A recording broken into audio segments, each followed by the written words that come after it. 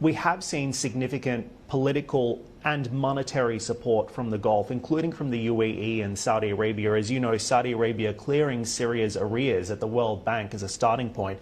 Do you see that as an effort to rebuild Syria, or is this rebuilding Syria's alliances and perhaps filling the Iran-Russia void that was left behind after the fall of Bashar al-Assad? Well, the experience of the Gulf countries in the region is not building a democratic institutions nor inclusive development, unfortunately. So they fund support that it could become, but if it's not through an inclusive approach, if it's not through a developmental approach, you know that the Gulf countries fuel the conflict across the region. So I can see also that the fund from the Gulf countries is filling the gap. It might be fill the financial gap, but not the developmental gap, not bringing decent work for the Syrians, not bringing the people of Syria to invest again and to feel that they are trust the institutions and they own the country without having this huge inequalities or the centralization of the wealth in the new crony capitalism.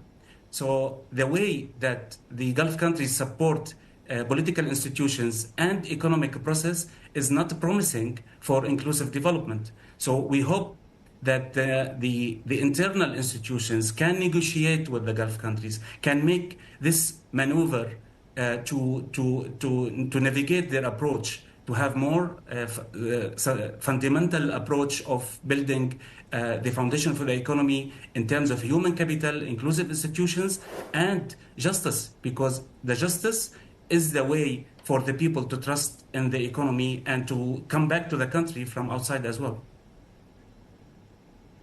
But just to challenge that point, Rabie, I understand the view that you're presenting here. If not the Gulf states, which are the wealthiest and most sophisticated foreign policy actors in the region, then whom else to partner with Syria for its future? I think the Gulf countries can be a partner. The money has to come from somewhere.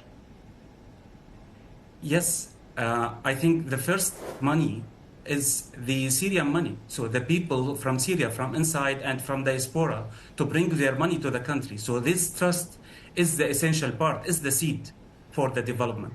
Of course, the Gulf countries can be a partner, but the question is, do you want to be dependent on the Gulf countries in your politics, in your building your institutions?